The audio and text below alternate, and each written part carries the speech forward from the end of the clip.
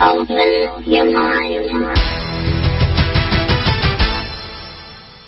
Hello and welcome to Open Your Mind Radio. You have myself, Alan James. Myself, Stephen George. Good evening. Good evening. It's Sunday, the 24th of September, 2017, and we're still here. There's no end of the world. Actually, quite a nice day today here. It was quite a nice day. The 23rd of September, they said, would be the near enough all the religious people are on YouTube and saying about certain raptures and stuff like that, and unfortunately, we're still here. So I thought we were going to be singing the Earth, Wind and Fire song tonight. Do you remember? Do you remember? Yeah. September. Oh, well, we never know. We'll see what happens. It always seems to be the 23rd of September anyway. So, funny enough. But welcome to Open Your Mind Radio. And we'd like to just say as well that we did the conference last week, as you know, and we have a lady on later. Our first guest on the show is John Aron. Now, I know John doesn't like the title Super Soldier, but he's a highly trained soldier in what he did, and we're going to be talking to John shortly about his book and what's happening with that. And the lady that I mentioned last week there is going to be Katherina Kavungu. I think that's the name. Yeah, the NG is silent. I don't know. Okay. Kavungu, is it? Kavungu. Okay. Katherina Kavungu. Yeah, you pronounce it better than I do. And we'll have Katherina on later, and we'll talk about her background and what she does, and also we'll talk about the conference as well. But before we go on and talk about the few bits and pieces that we normally chat about, let's find out what the communication channels are. Okay, and here's Mary with the information. The communication channels are email info@oymireland.com, by phone 046 927 1212, and you can also contact us direct through the OYM chat room. Yes, the OYM chat room. If you log on to OYMradio.com, you will see all the links there for the chat room, so just log in there, and nice to have you aboard. Big hi to everyone already logged in. We'll also be watching the People's Internet Radio chat room as well for your questions for both of our guests this evening.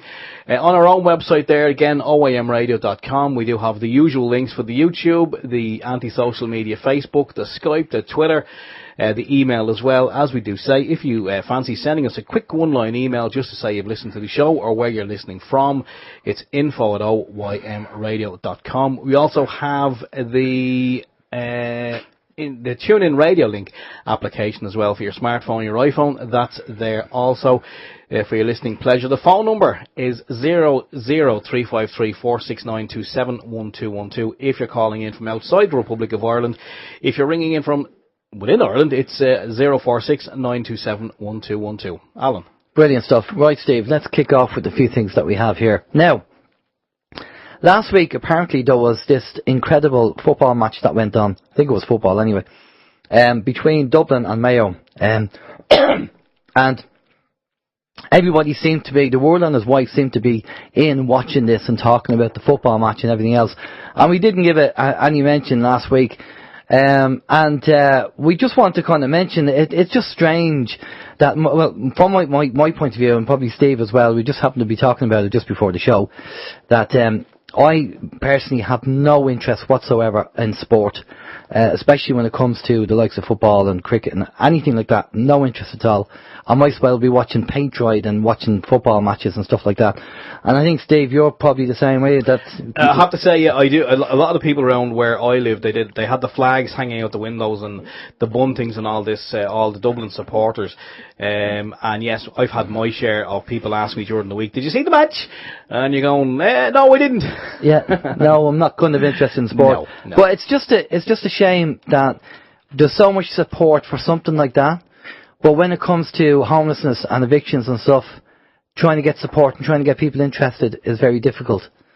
And I just feel sad about that side of things.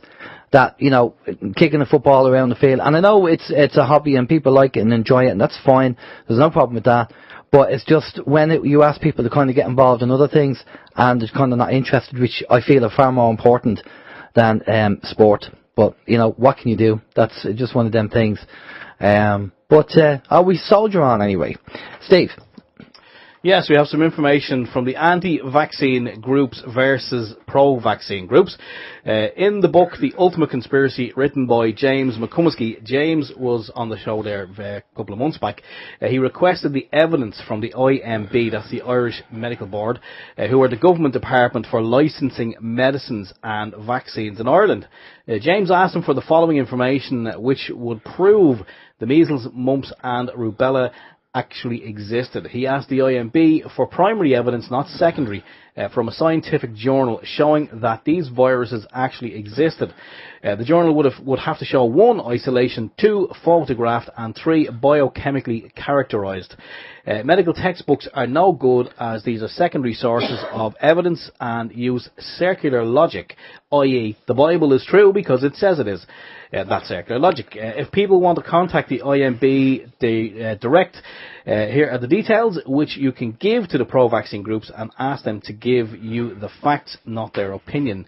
The IMB phone number is 01, it's a Dublin number, 016764971, that's 6764971, or email foi@imb.ie, and again the website is also imb.ie. Now, James did a lot of research and he sent a lot of emails over to the IMB asking for this information, and he kept getting fobbed off all the time. And even when he approached the UK, the equivalent in the UK, you can probably tell I still have a bit of a cough from my flu, so apologies for that. Even when he contacted the IMB version over in the UK, they fobbed him off there. And you have to ask yourself, why are they fobbing him off? If they can't produce the information, why if they have it and they know it, then why aren't they giving him that information? So you have to ask the question. So for, obviously there's people who are pro-vaccine, and we know that, but there has to be the evidence there to say that, these exist, and if they do, show us the information. So it's just something, the book is called The Ultimate Conspiracy, and it was a book that was sent in to us, and we had a read of it, and then we got James on. Very interesting. James's podcast is on our YouTube, and it's on our website if you want to listen to that. It's quite interesting what James has to say and the research he's done. The book has loads of research and great pointers in it. It's all got to do with the German new medicine. Very, very interesting. So, and the other thing on the list is RTE.ie. Well, RTE mentioned during the week, and I'm sure you probably all heard about it, that smart electricity meters are to be introduced in all homes and businesses. Smart electricity meters are to be introduced to every home and business in Ireland after permission was given for the plan to proceed. The Commission for Energy Regulation, CER, says the initial phase of the rollout will commence in 2019, with all 2.3 million customers receiving the meters by 2024. I don't think so. The project will cost 1.2 billion, with electricity customers ultimately footing the bill over time. There's a surprise. According to the CER, electricity customers will pay around $550 extra on their bill annually over a 20-year period. Now, apparently we don't have to accept these meters. We can't turn around and say we don't want them. It's not compulsory, according to the documentation from the government. But remember, they will assume that you want them. You have to tell them that you don't want them. And a few years ago, if you remember, we talked about this before, a few years ago I actually rang up my electricity supplier, and I recorded the conversation and told them that I was recording it. And I told them that, no, I don't want it, and 2, your access to my property is not allowed. You'd be trespassing, so only for an emergency are you allowed in. Excuse me. Well, we did actually hear before about the thrice rule. That obviously they're going to send out some literature through the post to say that they're going to be rolling out the smart meters. People will obviously just read the literature because of the way it's going to be written, and they just read it and then they'll discard it, go, okay, yeah, well, fine, whatever. But what they actually don't realise is that by them sending you this, that's basically them contracting with you. If you just toss it in the bin, then your silence, by your silence, they just go ahead and do whatever they want. So what you do is you challenge that, and you view it as an offer, and then you get a counter offer and you send it back to them. No, I don't want one. And then I think Vin talks about this as well, the thrice rule. They will contact you again, you go back to them, and they'll contact you a third time, and then you obviously you're right back to them, and that should be an end to it at that stage, hopefully. Yeah. Now these meters, as you know, P&G over in America, they've been catching fire, and obviously the frequencies they're putting off are very dangerous. So you need to do your research, and maybe people need to stand up again, like the water meters, and say no, we don't want it, because it's just getting ridiculous between water meters, smart meters, mobile phone masts, 5G coming out, fluoride in the water, and everything else. I mean, you'd think they were trying to kill us. You would, wouldn't you? Yeah. Actually, it's in relation to the frequencies on these smart meters, my wife listened to a discussion during the week, I believe it was on mainstream radio, and she was telling me that there was actually a discussion, but obviously when it's on mainstream, it's never a balanced discussion, or the questions are loaded. But somebody was questioning about the dangers of the frequencies being used, and their fears are put to bed. I think someone said, you don't need to worry.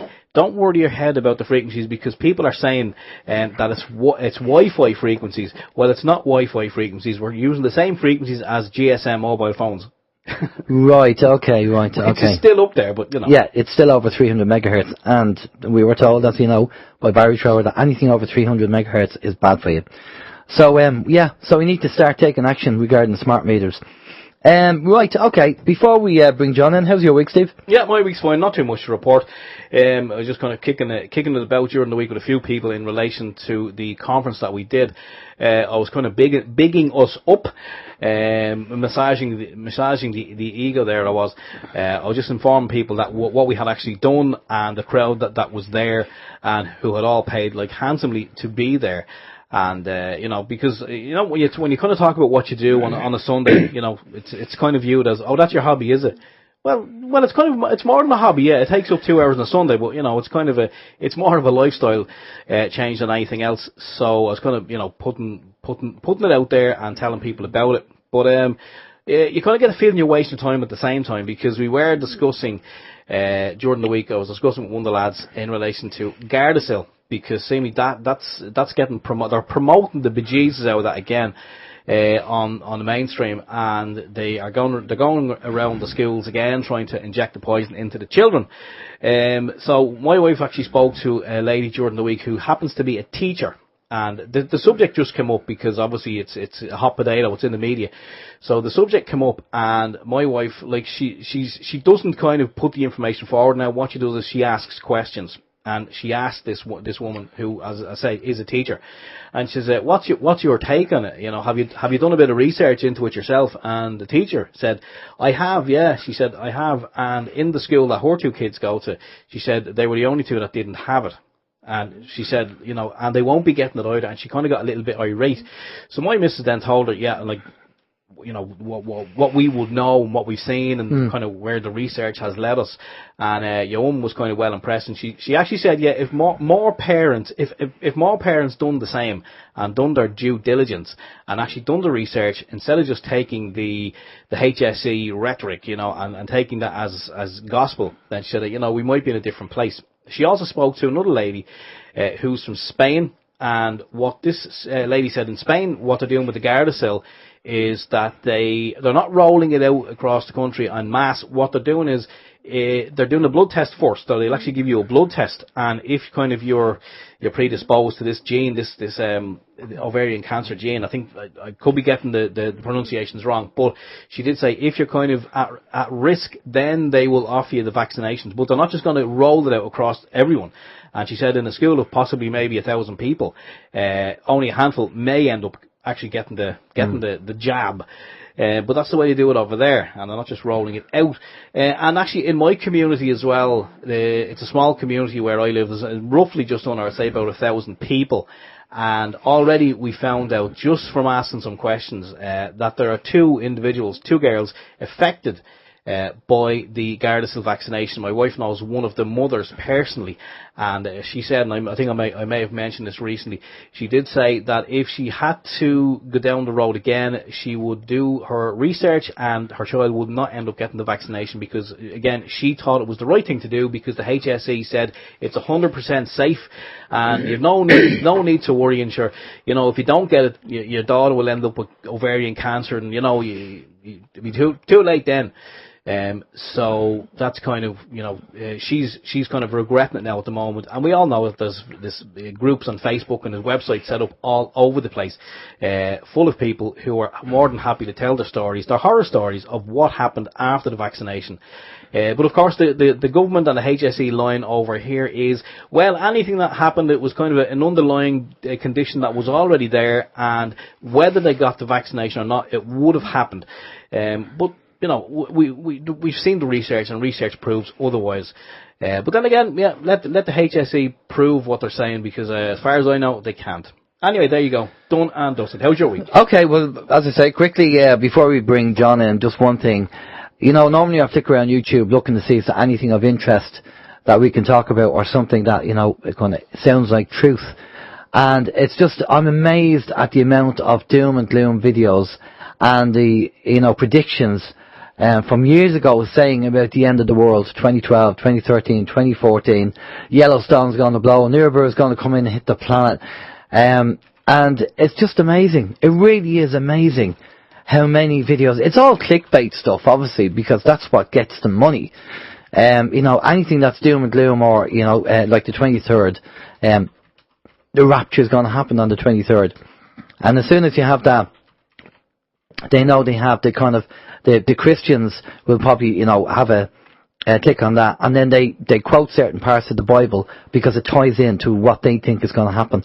Unreal, the amount of doom and gloom. So, you have to kind of, as a famous man once told us, who we're going to get on in a minute, John Aron, trying to find the truth is like a needle in a haystack, They bury the truth in a barrel full of lies. I think John will agree with that. I think he told us that before when he was on the show.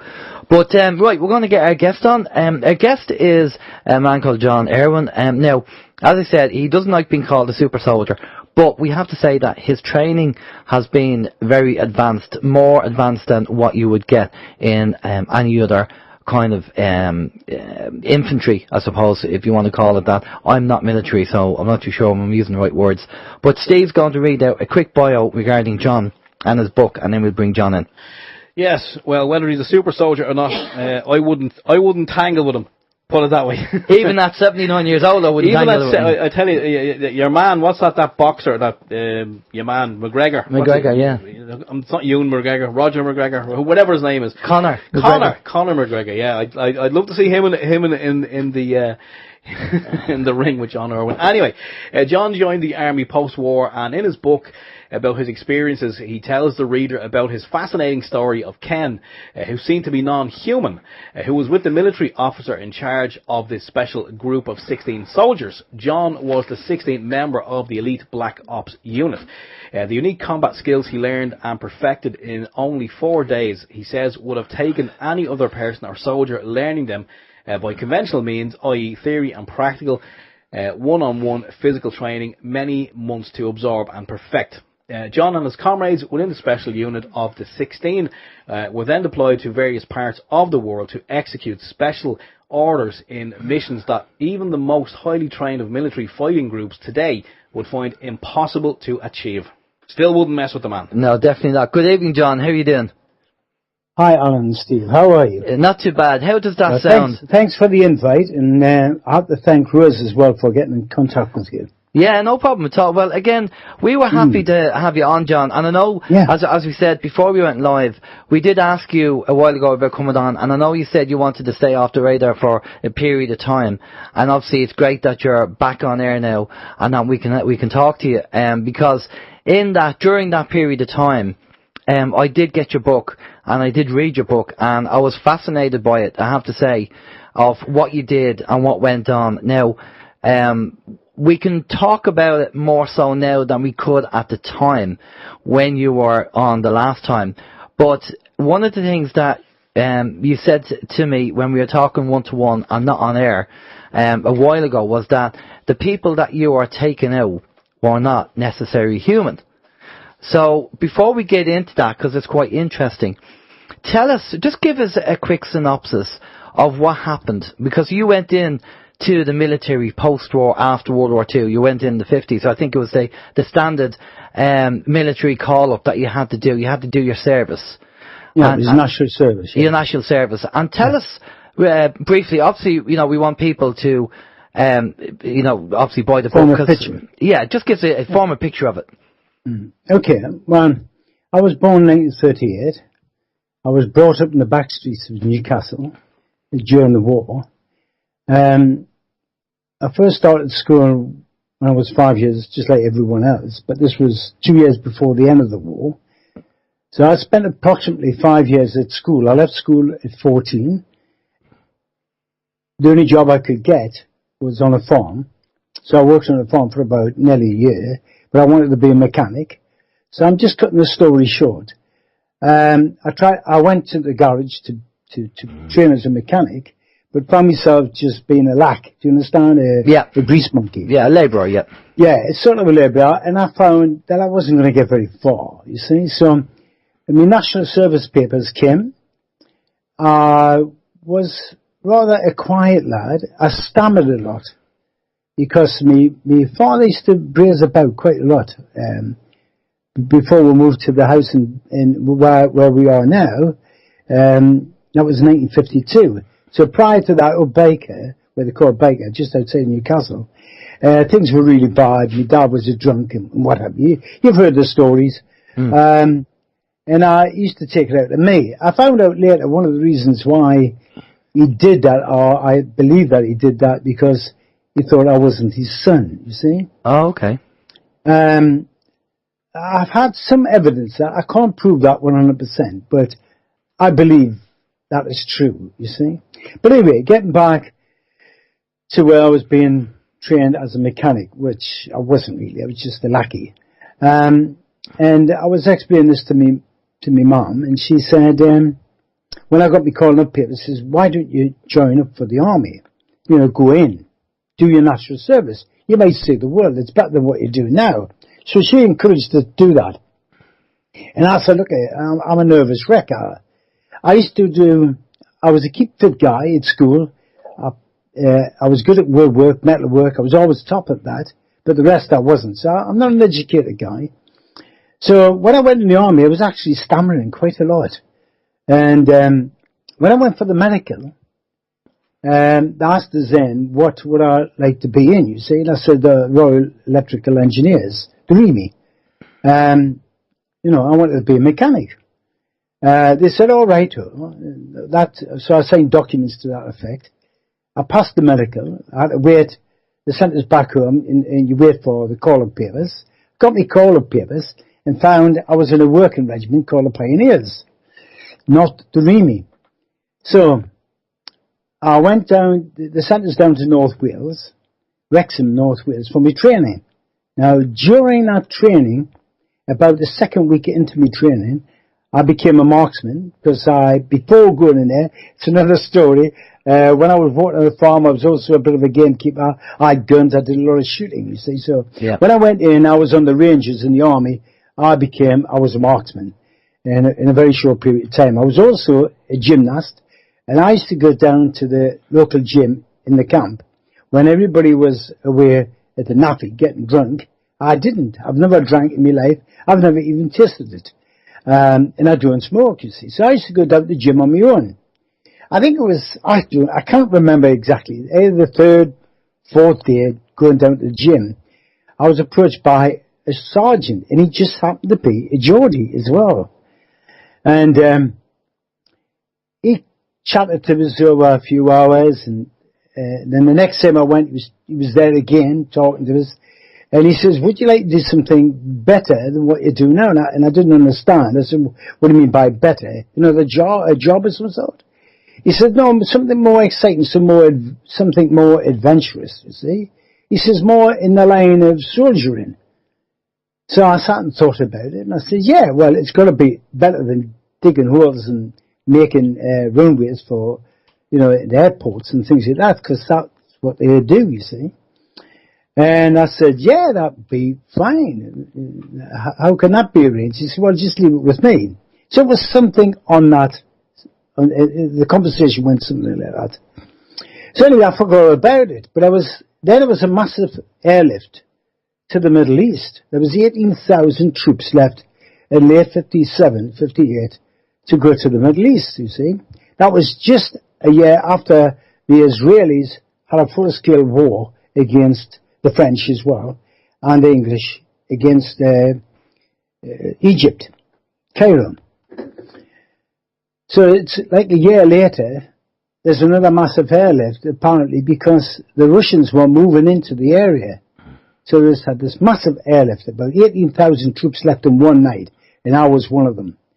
And on the trip, when I got my documents to where we were going, it was said Port Said. I was going to go to Port Said. So I was sitting talking to some of the lads on the aircraft, and one of the engines caught fire on the aircraft. So we landed at Malta to change aircrafts. When I landed at Malta, an officer came up and he said, "Geordie, you have to go to Cyprus now. We've changed, plans have changed." So I didn't ask any questions. You don't, otherwise you get shouted down. You do as you're told. So yeah, I went on another aircraft to Cyprus. When we got to Cyprus, we had to make our own camp. There wasn't a camp there ready for us. We had to make it. So I was there for about a couple of weeks making the camp. And then on one weekend, I was sent down. We could go down to the beach, which was called Tunnel Beach at Episkibi in Cyprus. So we had to go down in threes, and one of us had to carry a rifle with us because the troops were always being attacked by Iraqi terrorists, you see.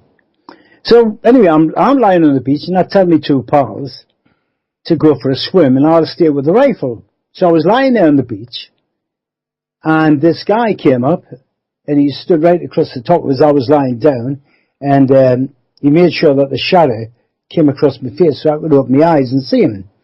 And he spoke as an officer would. He was a handsome bloke. He was fairly tall. He was 6 foot something. And he had this, well, I would say, a posh accent. And he says, "Geordie, can you remember you being approached in Horsley Hall in North Wales in the gym?" And I had forgot all about it, you see. I said, "Oh yeah, I remember." He says, "Yeah, well, I'm the connection here." I had no idea really what he was talking about. You know, I didn't see many films and... Yeah. Anyway, I had really not much idea. I just went along with it, you see. He says, "Look in, we want you to join up with us, and we're going to train you in a special way. And we understand that you want to do this sort of thing, you know, something more exciting." I said, "Yeah, anything's got to be better than this." And like I said, I stammered. And I couldn't understand why they were picking on me, you know, why they chose me, of all people. No background, no nothing, you see. I thought, I'm an uneducated guy here. So anyway, a week went by, and then one morning on parade, I was told to go to the officers' mess in the Remy. I couldn't understand that, because normally, you know, the ordinary troops wouldn't do that. So anyway, I went to the Remy depot next door, which was, I think it was 528 company, and I had to go to the officers' mess. The sergeant met us there, and I had to get dressed up as a waiter and supply food to the officers, but I had to read off the menu at the end of, this long table. And I stammer. I was wondering why they got me to read off the menu, you see. You know, me of all people. So anyway, when I started to read off the menu, some of the officers were sort of smiling and giggling a bit. And one officer in particular slammed his hand on the table and said, "Geordie, sort of sing it a bit." I said, "What?" He said, "Well, so you were singing it." So I read off the menu like as though I was sort of singing it, and I found I didn't stammer. So anyway, to cut a long story short, this went on for a few weeks. The stammer stopped completely. And when that happened, the sergeant came up. I thought, well, is this a special job? Is this the job that we're talking about? You see, I still had no idea. You see, so I thought that was the job. I thought that was this exciting job. Anyway, to cut a long story short, the sergeant came up and says, "Right, you've got to go back to your..." I said, "Well, look, I've just went and trained for this. Why are you sending us away? You just said I was good at it." "Yeah, you're very good at it, but you have to go now." So I went back to the camp, and the next day on parade again, my name was called out on my own, but normally we're operating 3s or 4s, you see. I was told to go back to the Remy depot. I thought, oh my God, I'm going back in the officer's mess. Okay, I'll tell you what, John. Well, let's when we could go through all of this, and that's all in the book, right? Yeah, so, okay. So let's get to the real meaty stuff, right? So let's talk about. Let's go to the real meaty stuff. This is what I did. When we got in that truck, I drove along the road. I was stopped. Well, a guy stopped us in the road, and that's when it all began. It was actually the guy on the beach that I met. You see, I thought it was a terrorist. I was on my own. I shouldn't have been on my own in that truck, but I was. I had to leave the truck, jump in a jeep, and go out to this hangar at the foot of the Trudis Mountains, right? It was miles away, opposite Limassol. Anyway, when I got there, I was introduced to 3 other guys. When I was introduced to them, I could see that when they were practicing, they were doing some kind of combat that I didn't. Of course, I'd never seen it before. I hadn't seen a television set before, so I didn't really know what I was looking at. This is where it's complex for me to talk about. I had no way to match it with anything, you see. It just looked damn good, what they were doing, you see. So anyway, I had to go at the end of this hangar, what looked like a hangar, an airplane hangar, in the middle of nowhere. It didn't look as though you could land aircraft there other than helicopters, but the place was a mess. I went to the end of this, at the end of the hangar, there was some stairs leading up to the small office. When I went up there, that Ken took us there, sat in front of us. He said, well, this is a Jody. And I said, look, am I going to be learning that, what they're doing down there, that combat? He says, well, that's actually called the machine. I says, all right. I said, well, why am I going to learn that? He says, very, very soon, you see. And anyway, what was strange as well, they had some turnips hanging on some strings, you know, hanging from from these girders. And I said, what's that for? He said, well, never mind, you don't need to know that yet. So anyway, I sat down and he was talking about people dying and you know, showing us dead bodies and showing what happens, you know, when you get old and you die, cripples and everything. It was just tearing us to bits, literally, making life sound as though it wasn't worth living, you know? Yeah. He was literally, it was so bad. And during that time, I heard this strange noise. And I stood up, and he said, Jody, sit down. So anyway, I stood up and looked out this broken windows of this office into the grounds below. These turnips were smashed to smithereens, and I couldn't see how it was done. Anyway, I was asked to sit back down again. I sat down, and he said, well, this is it.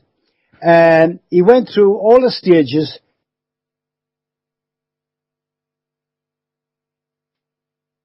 Live for a certain number of years and then you die. So he really said life to bits. He made me feel as though life just wasn't worth living. To the point where he put a gun in front of us, a military gun, a pistol, and I picked it up to shoot myself. But I couldn't do it. I was so weak and tired sitting there for I don't know how long. And I picked it up and I tried to pull the trigger and I just couldn't pull the damn trigger. I really wanted to kill myself. I couldn't understand what all of this was about. Well, again, people need to read the book to really understand it. So the idea was to be able to control my mind. I had a device that looked like, he had a device that looked like a large pen. That's what it looked like to me. And he used to, when he turned it, it would send off a high-pitched noise. So let's go back a little bit. Prior to that, he showed me picture. This is what's not in the book that you got. Okay? Yeah. It's been added because I wasn't allowed to put it in. Okay. Well, he showed me pictures of people who they wanted to train the same what they were going to me, but one of them had bursted into flames. When they put this high frequency on, he burned. He actually caught fire. And only parts of his legs were left and some of his clothing was left. Another guy they tried, and the reason why they did that, because apparently they had taken some, what they call, he had polluted his body by drinking something, either beer or whiskey or something he had taken, and that's what caused it, apparently. So, again, they made sure that I hadn't taken anything at all. And so anyway, then he showed us another picture of a guy that was dead, but there was nothing wrong with him in the sense that, you know, his heart was beating, everything was working, but he was actually dead, you see. So they had to show me that, because they were going to ask me to go through the same thing. Now, you had your concerns that this Ken guy wasn't human. Well, no, what I didn't say he wasn't human. What I had said to other people, that he was different from anyone else I know. He had long fingers, and I mentioned something about he could spin a coin on this table that seemed to be made of planks of wood, and it was rough. It wasn't a smooth table. Yeah. But he could spin a coin, and the coin would keep spinning for all he put his finger on the top of it. It would keep spinning for a while. And that really got me curious. So don't forget, he's run my whole life down. I've got to the stage where I cannot see the point in living anymore, you know, because one day I'm going to die anyway. Yeah. So I just picked the gun, and I couldn't do it. So he stopped us from doing that. And if there were, like I said, people will, once they read the book, then they'll understand why they did all of that. So anyway, the first part was they put this thing on my head. It was like 4 wires with little pads on, but it wasn't connected to anything.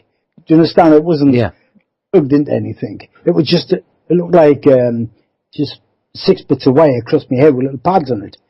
And I had to put my hands on the table in front of us, and he sat directly opposite. And then he says, okay, Jody, you understand what happened to these other people. This is not going to happen to you. And I said, well, why are you doing this? And they said, well, it's best not to say why we're doing it, because your body will automatically try to prevent you from doing it. So this is why we're tell you exactly what we're doing. And they said, look, do you still want to go ahead with us? Yeah, okay.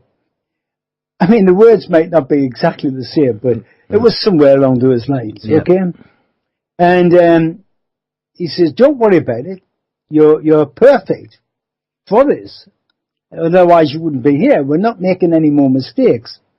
I said, okay. So I went along with it. I heard this high-pitched whistling noise.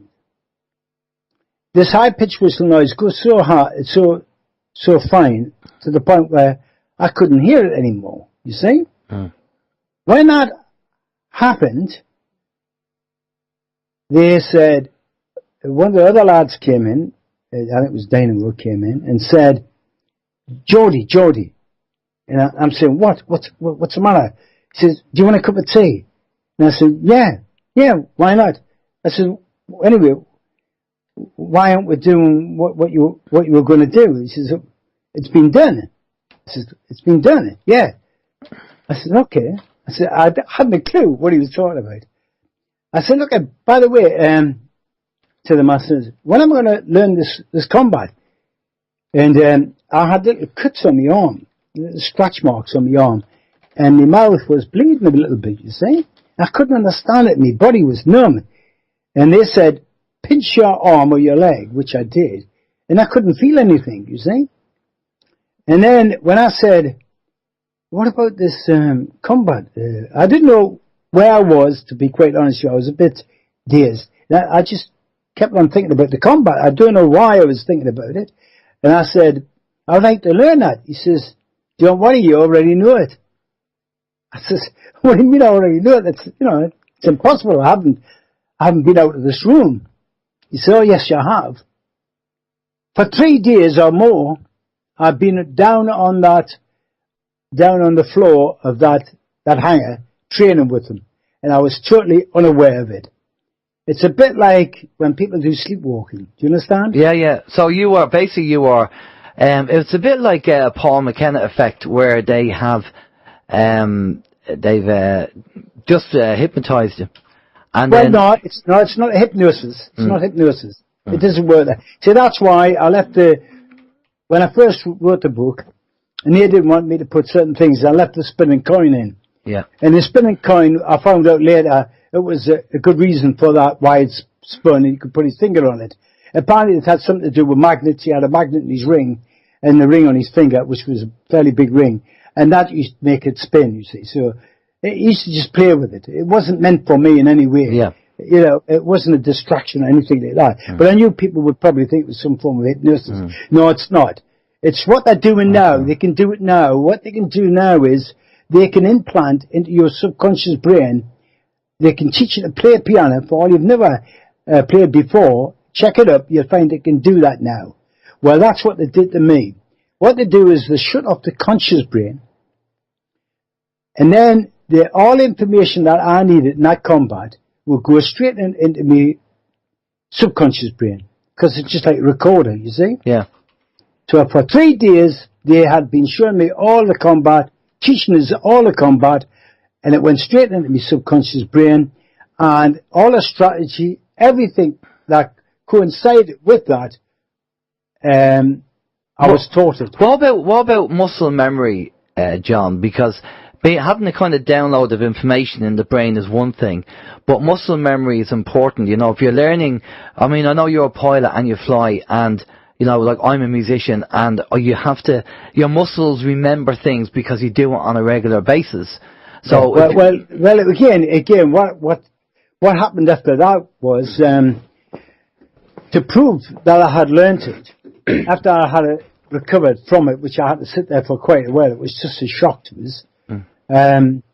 Don't forget, I've never experienced anything. I've never saw anything on. We didn't have televisions. I hadn't seen anything of that nature, so I couldn't match it up with anything. You see, I just didn't have a clue.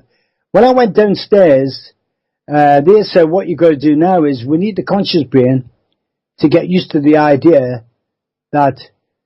You know, that training's there. Do you understand? Yeah. Because, anyway, what happened was they attacked us in various different ways, and I stopped it, and I didn't know how I was doing it. The conscious brain didn't recognize it, you see? Yeah. So they had to keep doing it for a while before the conscious brain starts to accept it.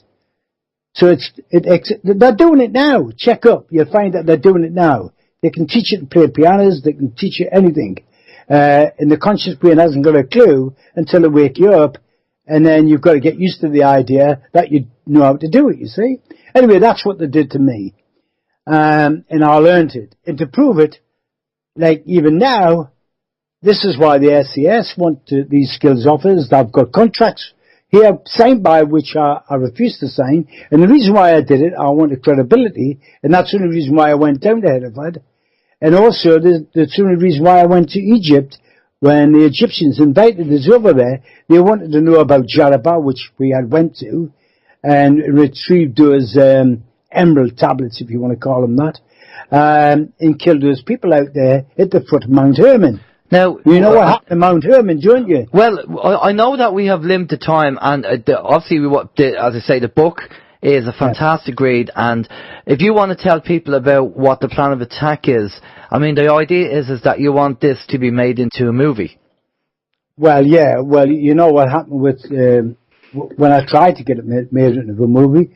Sean Stone, that's Oliver Stone's son, came over here to make a movie of it. That was 3.5 years ago. We signed a contract, and he sent me the script about 3 months ago. So after about 3.5 years, I get a script. When I get the script, it's about me being a 29-year-old guy, not a 19-year or 20-year-old guy, a 29-year-old guy who's an American who's fighting ISIS in Syria, which has got nothing to do with the book whatsoever. Yeah. So that's the contract of the book.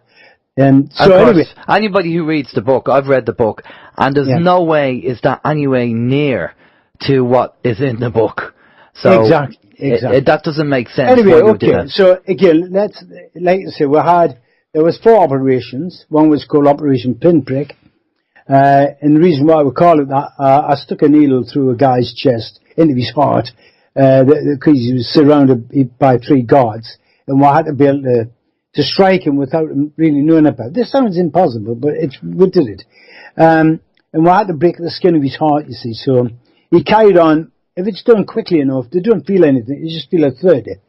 And if they read the book, they say how it was done. This guy moved on for about 100 yards. Then he collapsed in this restaurant.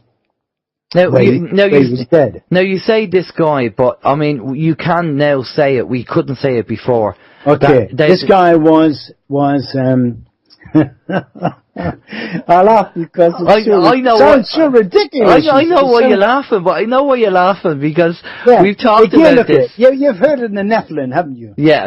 We've mentioned the the fallen Nephilim. angels came down and they saw beautiful white women and they wanted to have children with them, right? Yeah. Well, the story's a lot deeper than that, and I can't go into it here. In fact, I won't, because I'm going to make a film of myself. Yeah. Okay?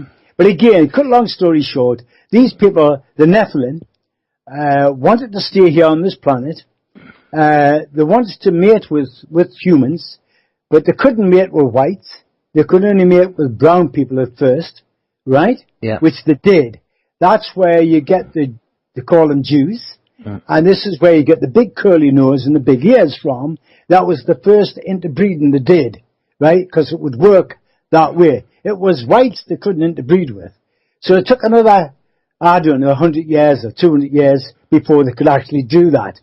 They managed to mess about with the DNA. So, like I say, once they hear the full story, once I make this film, then they'll understand. It's all got to do with a guy called Jesus, right? Yeah. What happened there? It's all got to do with that. And anyway, go along again. Now you're not religious, John. Sure you're not. So I don't want people. Of course I'm not. Of course I'm not. I don't want people thinking this has got a religious connotation. Oh no. The Bible is a blueprint of the New World Order. In other words, if you want to know what's going to happen, read the Bible, because the predictions that's in there will make them true. They will make them come true. It's not the other way around. And your job was to take out some of these Nephilim. The idea, they looked like normal human beings. Like, I mean, their faces were a bit more extreme than normal human beings. But anyway, at that time when I killed that guy, I had really no idea other than that this guy was a scientist and he was messing about with DNA. But when we went to Egypt, to kill this guy in Egypt, was actually Russian, and in Egypt, in Cairo, and we were actually after these damn tablets, but they didn't tell me at the time. It was when we went to Jalaba. That was the last operation we did. We went to Jalaba. That's between what would be Israel now, because they've taken nearly all the borders down, between Israel and Syria, Mount Hermon, you see?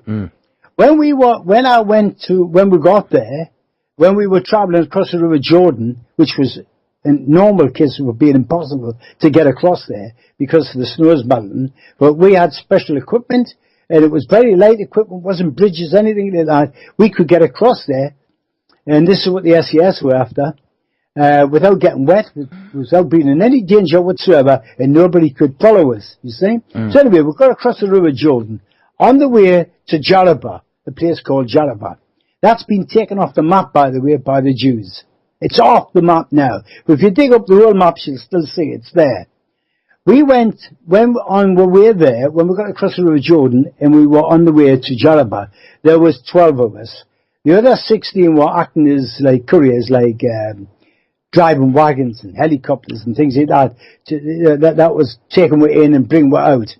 So anyway, on the way there, we'll be about a mile away from the target area. I saw two large circular things, which I hadn't a clue. I knew nothing about UFOs, flying saucers, I knew nothing about that. I hadn't seen anything like it. I saw these two large things what appeared to be taken off. They're already in the air, heading upwards. I stopped. I was shocked. And I'm pointing out to one of my mates, the team of four, and I said to Chalky, look, what the hell is that? And he come dashing over. He says, you didn't say anything. Carry on, switch off. You know how to switch off. See, I've been really highly trained by then. Yeah. So I did. But none of the other team looked up. Nobody looked up. I was the only guy that actually stopped and looked.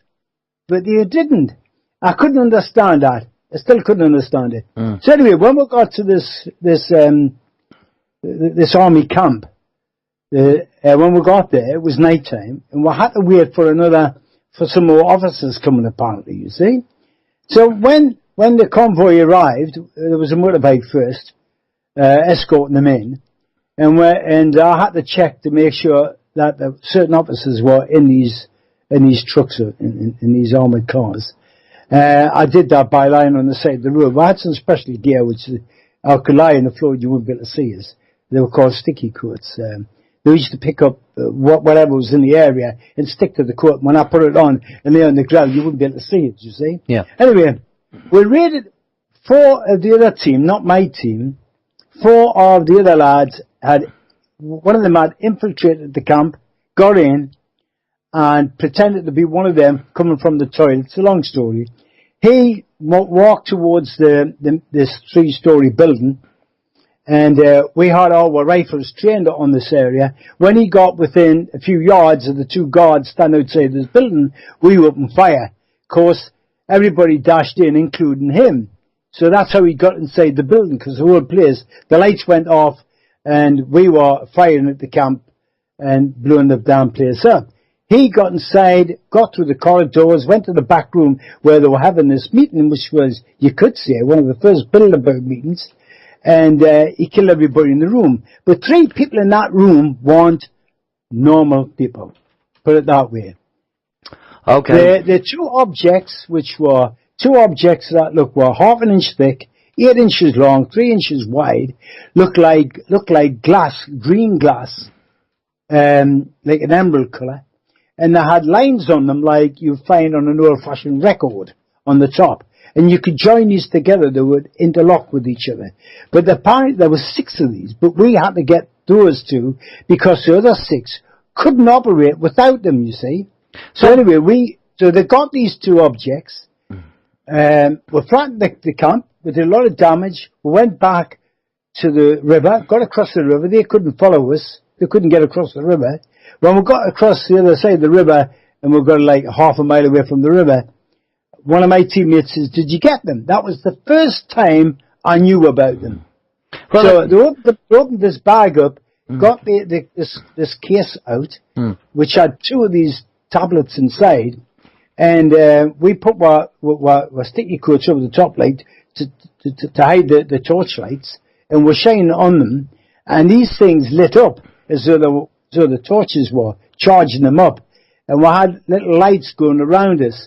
Those lights were like what you find in a dance hall, you know, with the big dome, the big ball that hangs on the ceiling. Well, it was a bit like that.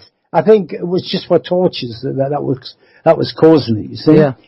So anyway, he picked one of them up, one of my teammates picked it up, and he had this device which he put over his hand and slid one of these long tablets underneath his hand, and on the top of his hand, this device looked like a square watch, looked like a television screen, which, you know, I wouldn't know it was like a television screen. I'm telling you that now, it looked like a television screen. And pictures arrived on it, numbers arrived, letters came on it, as he slid his hand over it, you see. So they said, yeah, we've got the right ones. They give it to a runner. In other words, give it to one of the other teams, and they take it away so nobody can get them, you see. So this guy would be on his own somewhere, right? So anyway, I get stabbed on the way back through a stupid mistake I made. I get a helicopter back to Cyprus. Then after that, I find out what the tablets were.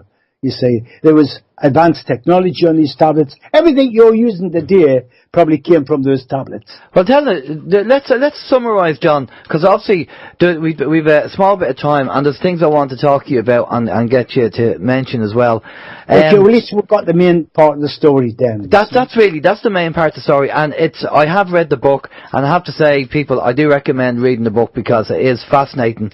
And this is not like Hollywood fantasy. This is what John went through. Well, like I say, I said to Sean Stone, you know, when Sean Stone was here and was signed the contract, I said, why don't you get Jesse Ventura or the guy that made the film They Live to put us through a test, any test they like. I want these people to test us, you see, but they wouldn't. Yeah. They wouldn't put us through any tests at all, you see. But this is what I want to kind of get to, because one of the things, you've been on the show before, John, and we've talked about the trolls and the shills and the fakers out there and everything else, right? Now, the 3 things that you've always said to us on the show, and I want you to repeat them for the people, you know, because when you know, there's a lot of alternative media and people in the alternative media being revealed at the moment for what they are. And it's all coming out. And I want you to, you know, remind people about the three things that you have to be asking when people are saying things. So can you tell us why, what they what are? for, improve it. Right. Go, say Why, that. what for, improve it. Explain what you mean by them three. Well, again, if somebody comes with a story, and you don't know, once you understand what the story is, so, well, why would they want to do that? For what reason, you see? Yeah. And then you ask them, you know, what for? Why would they do that? And then the other one is, why don't you prove it? You see? So unless you can do that, then the story's just hearsay. It's just like what I'm saying now. It's all hearsay, you see? Yeah. Anybody can make the damn thing up, you see, but we need evidence. That's why I went to all that trouble, meeting up with the SAS, going to their camp. I need a credibility, you see. I'm not, I have to prove what I know is real. Well, don't talk about it. Let's prove it. Well, I know the last time we spoke, you did invite me and Steve over for you to prove it to us, and also I know Richard Cumbers has been up with you, and Richard has seen you in action, and he said you were the real deal. Well, again, when people see what I do, we cannot make it real for obvious reasons, you see. And I never ever show anybody something that, how can I explain it? It's within their range of thinking. Do you understand? Yeah. I can go further, but I don't. Tell me something. Yeah. Yeah, go on. I was going to say, would you be classed as the white hats, John? What you were doing at that time in the 50s? Would you be classed as the white hats? Because you were taking out the bad guys on a very, very high level. Well, I think one thing you must understand: the group I was with wasn't part of the British government. The British government knew nothing about it. That's why we were trained in the way we were trained, and this is why I was in a camp, an ordinary camp, because I go away on what they call sent off to different other camps to work. You see, and that's what they thought I was doing. They thought I was being sent on these other like a work assignment. Yeah, a work assignment. Yeah, exactly. So people would think I was away on them, you see. So nobody suspected anything when I was away for a week, 2 weeks, 3 weeks. They thought I was just working somewhere else, you see. That's how it could work, you see. Kim Philby came over. You know Kim Philby, don't you? One of the spies? No. I've heard of him, yeah. Check up on it. Okay. Kim Philby, Burgess McCain. Okay. They're the guys they were the guys that were in the intelligence services who has got in the trouble that way now. They're the ones who infiltrated our security forces and actually took over. It was, like I said, the Tavistock Institute, which infiltrated our, the Oxford and Cambridge, where they trained politicians. They had taken over that years and years ago. They were training all the politicians that they wanted in power. All I had to do now was to get them into power. And how they did that was through blackmail, which is gays and dealing with child sex and all that. Yeah. They were getting these people involved in it and then accusing them of it and getting rid of them and putting their guys in power, you see. So they've taken over all our governments. All our Western governments, all of them, are run by the Jews now.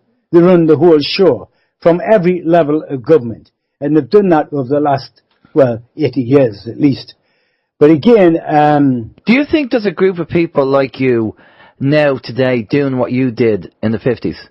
I have no idea. No idea. They wouldn't tell me anyway, because I'm a 79-year-old guy now, and they wouldn't be concerned. But again... that's why you're not going to get anywhere with the governments, because they're all controlled. A lot of what you're seeing now, like Brexit. And I was on a radio show in America, and I was telling that Brexit was actually planned before we even got into the European Union. Did you know that? No. Well, the idea was to force way into the Union, which nobody voted for it. Do you remember? I missed some. You know Ted Heath, Yeah. the paedophiles, Yeah. and then you had all the other ones like Jimmy Savile and all them, right? Yeah. Well, you've got to ask yourself, how do you become leader of this country without going through the security services? How could Ted Heath do what he did, killing children, raping children? How did he get away with it? The only way you can get away with it, the powers that be have to be behind it. The powers that be have to be behind it. Otherwise, you could never have done what he did. You see? Yeah. Now, if you take the BBC broadcasting house, right? Look above the door at the BBC broadcasting house. Check it, okay? And you'll find an old guy, a statue of an old fella with a 10-year-old or 12-year-old boy naked pulled across the front of him. That is the headquarters of the paedophile rings. Steve, That is the headquarters. That's the headquarters. Steve's having a look at that image now. He's just having a quick look on. Yeah, it's above the door at Broadcasting House. Okay. Steve's going to have a look at that and just have a look. Have a look at it. So, where do you think we're at the moment, John, with the globally? You're moving into, like I say, the whole of Europe now is being destroyed. It's been their plan was to get into the European Union, to bring down the borders, to cause as much trouble in other countries, destroy the other races, to bring the races here to destroy your culture and destroy everything. And that's exactly what they're doing right now. All the time you're talking about it, they're moving them in their millions. Up here in Newcastle now, they've built over thousands and thousands of houses are being built. And they're fleeing from London. Did you not see it in the Daily Mail, the white flight? I didn't. Well, no, we don't get the Daily Mail because we're over in Ireland. Check on the Daily Mail and you'll see, white flight. They're coming up here in their thousands. And that's not an exaggeration. And that's, you see? okay. So the whole of Europe will go under. Now the Brexit was already planned. The object of the exercise was once all of these millions of people came here, that the European Union would collapse. You see? Yeah. Now, the plan is this. If they can get Britain to pull out, they can blame Britain for the downfall. Or any other country that pulls out, they're going to blame that for the downfall of Europe. That's the plan. But I knew this. I was telling people this years and years ago that it was going to happen. Brexit. I knew all about it. You see, so that's what's happening now. Now she's delaying the Brexit, the exit from Europe. She's delaying it now for another 5 years. She's part of it, you see. She is Jewish, by the way, our leader. And the next step now is to destroy all our industry, like the shipyards, the coal industry, the steel industry. They've got rid of all of that. And the only way they could do it was to bring millions of people in, print money to build houses everywhere, and I mean everywhere. That keeps the economy going. All this building and all of this imports is keeping the economy going. Any day now, any week now, they're going to pull the plug. They're going to stop printing money, and you're going to be in hell. Believe us. This is what they're saying about the massive collapse. And 2008 was bad, but they're going to say that the next one is just kind of. Well, the other big distractions were to try and use fear, like Planet X is coming. It's never coming. I told you that last time. Yeah. It's not coming. It's not possible, right? Now, the film I'm going to make is going to tell you what's happened over the last 3,500 years, all about what Jesus really was, right? Yeah. What really took place, how you cannot go into space. You cannot go into space at all. They've never been to the moon. They've never been to any other planet. The planet doesn't spin around. We're doing belt around the sun at 29,000 miles a minute. And we're doing, it's ridiculous, man. Absolutely. I can prove all this. And you're a pilot. You are a private pilot, so you've done the I'm training. a private pilot, yeah.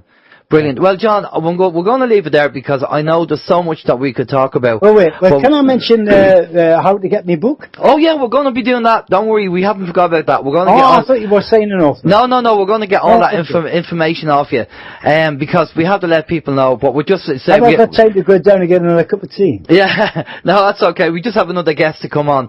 But we'd just like to say, John, a big thank you for coming on. You've been a great guest. You've been on the show before. If people want to listen to full interviews that we've done with John before, go over to our YouTube channel and we have other interviews that we've done with John on the show, and you can listen to more in depth to the story of John's story. But what I recommend you do is buy the book, because obviously the book is I have it, I read it, and now that there's more chapters on it, that's going to be interesting as well. Well, all you got to remember is you can't buy the book, or you can only buy it through me. Don't buy it off the internet or Amazon. Yeah, exactly, and make sure that you must buy it through me. Yeah, if you buy the book through John, you're going to be supporting John. If you buy it anywhere else, it's not going to go to John. Well, you're not going to get the same book. Exactly. Okay, right, John. Well, I'm going to pass you over to Steve, and Steve's going to get all your details where we can find it, where you can get the book, and your website and everything else. Steve. Okay, John. It's great information, John. A lot of people on the chat room, they're very, very interested in learning more, and a couple of people saying that they're quite interested in the book. I actually did have a link here for the book for Amazon, but I'm not going to... Well, don't get it off Amazon. It's a fraud. It's not real. It's not mine. I'm not going to put that link up now. What I'm going to ask you, John, is can you give us the proper link of how people can get the book? Yeah, well, yeah, my email address is john@ucsdefense.com. john@ucsdefense, spelled with a C.com. That is also my PayPal account, right? Yeah. Now, if they email me, I can give them the price of the book, depending on what part of the country they're in, obviously. But the book runs about 15, 16 pounds, right? So they'll be paying, if they're in England, they'll be paying £21. That includes postage and packaging. If it's in Ireland, it'll be a little bit more than that. If it's in America, it cost me £13 to send it to America. So you're talking about, let's see, you're talking about £32 to America. Well, sure. I'm sure once they email you can let them know how much it's going to cost anyway. Yeah. Yeah, that's the idea. Yeah. Okay, brilliant. Well, John, that's fantastic. And if anybody, is it? That's it. And if anybody wants to, if you're not sure of how to get in touch with John for that, just contact us, and then we'll get in touch with John and pass on your details to make sure that you get the book specifically from John. And John, I'm sure you probably won't mind signing the book as well, would you? Of course, I know. I'm saying I'll put whatever people want in it. Brilliant stuff. Okay, well there you go, guys. You get a signed book from John if you buy it directly from John. You can't get better than that. Right, John, stay with us there for a minute. We're just going to go to a musical break. We'll be back after this. This is Open Your Mind Radio on OYMradio.com and peoplesinternetradio.com. Okay, we're back. Bad to the Bone by Terminator there. Special request.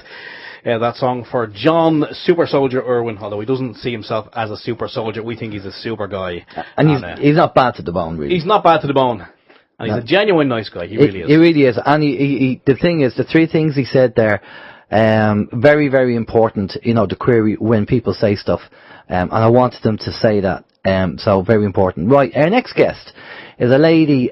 Steve, you are better saying than the last name, this lady's last name, than I am. Katherina Murphy. No, it's Katherina Kavungu. There you go. Good old Irish name, that. Now, before we get Katherina in, Katherina was involved with the Basis Conference and did a fantastic job with the team, with Chris, Carol, Miles, and everybody else.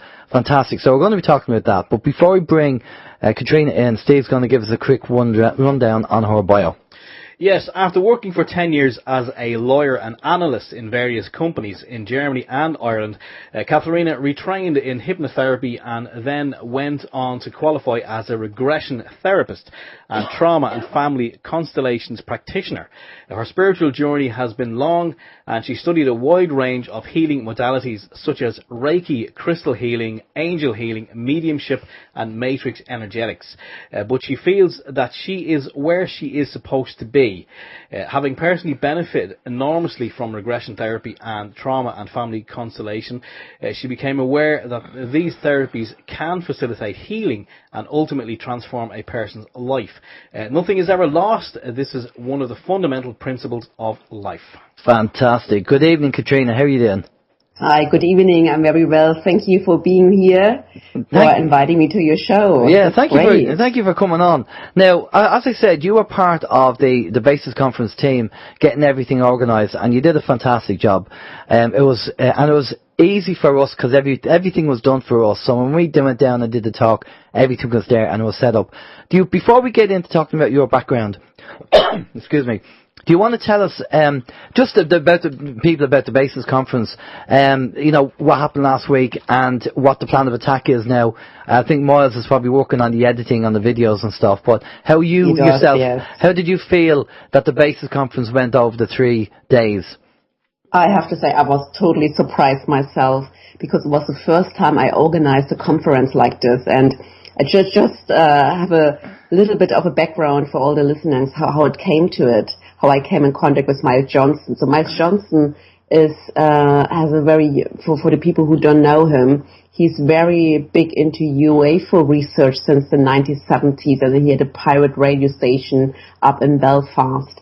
And I, myself as a regression therapist, I had few cases where people came to me last year because they had some UFO experiences. Now, we have to understand here in our society, it's still, even now more people know about it, but people don't really talk about it, and sometimes people would like to go to a therapist or hypnotherapist to remember what happened, but they just regard them as crazy.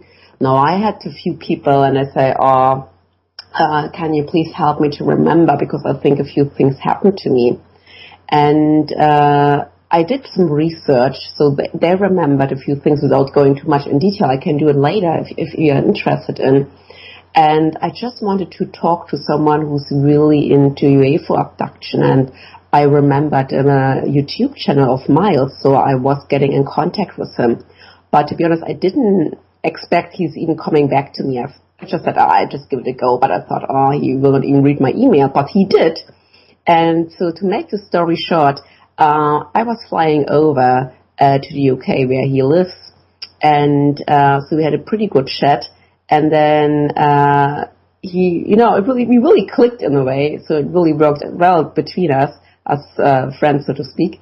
And so he came over to Ireland and did an interview with an Irishman, with Jerry, and because he can very well remember his UFO experience he had. So he was abducted, and he always wanted to share the story.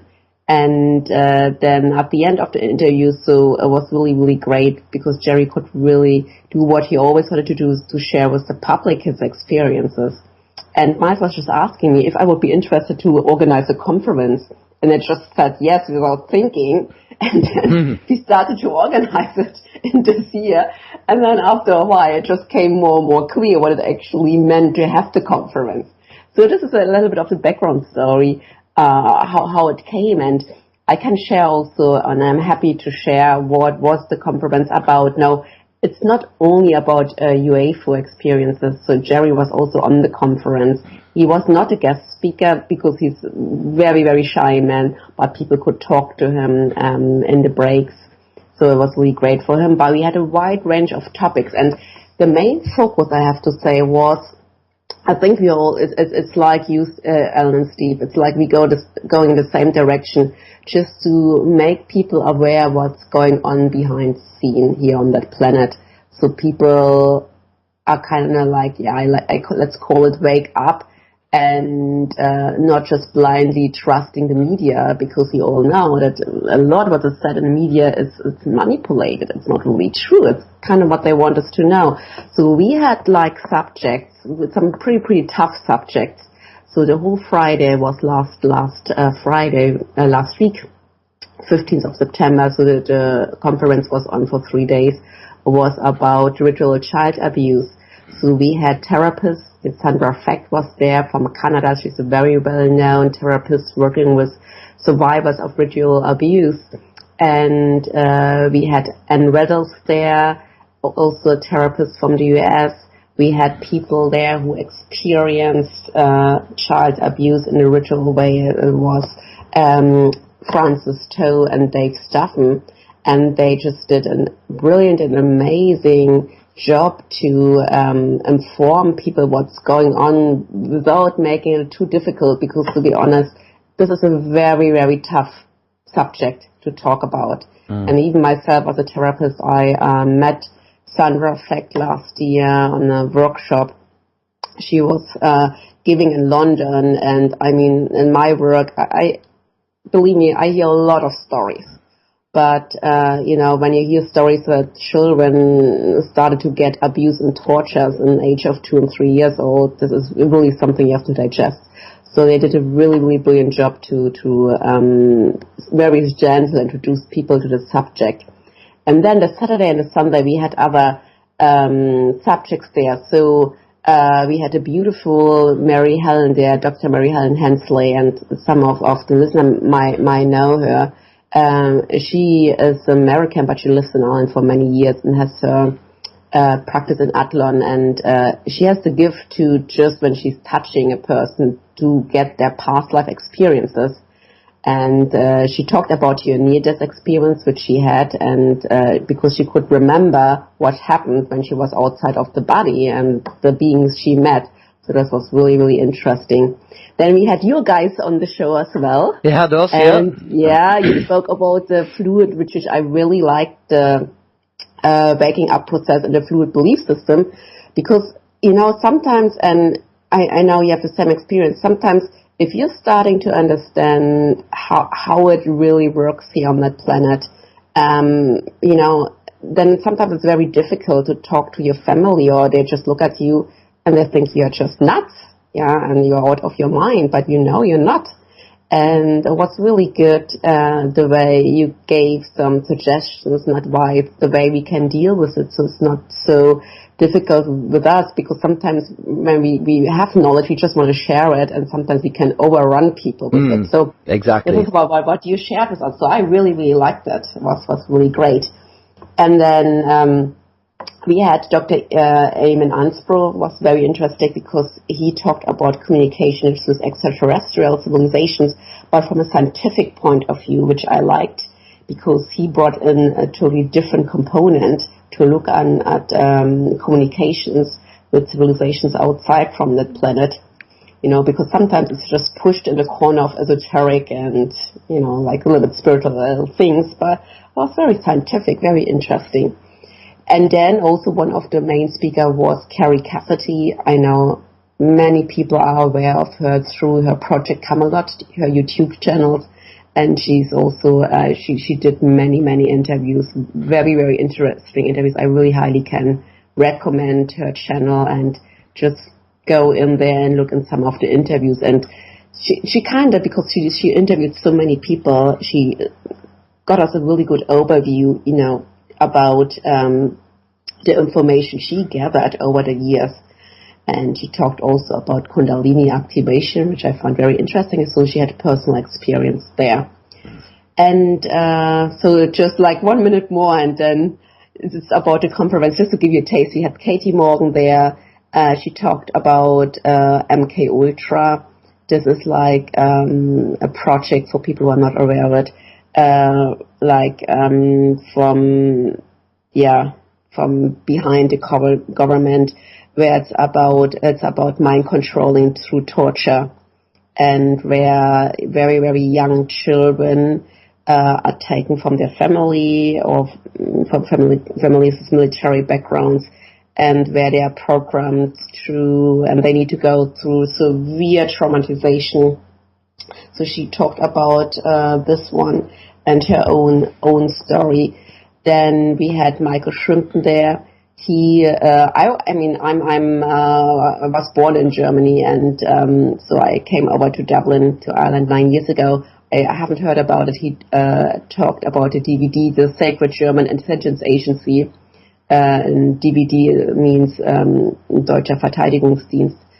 when I remember right there. And this was also very interesting because I didn't know what he was sharing on information, so it was very, very interesting as well. And we had Daniel List there. He's called the Black Journalist, and he spoke about the secret space program. Very interesting as well. And we had also Antoinette Glynn. She's a very good friend of mine, and she's has so much knowledge about the island Egypt connection, and she's running a mystery school in Egypt. So everyone who's interested to go to Egypt, and she's doing live body activations there. Can I just get in contact with me there? Can I just ask you, is this going to be out on DVD, or is Miles just planning to pop it up on YouTube? That's a good question. I know he's in the process of editing at the moment, and we did live streaming, but this is not on YouTube anymore.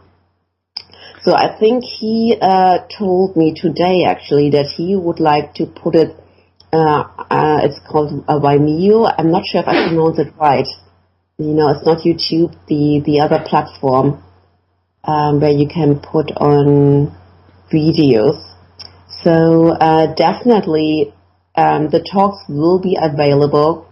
I'm just not so sure at that moment if it's going to be on Miles' YouTube channel, but there will be something. At least he will do an announcement on his channel where you can get the talks.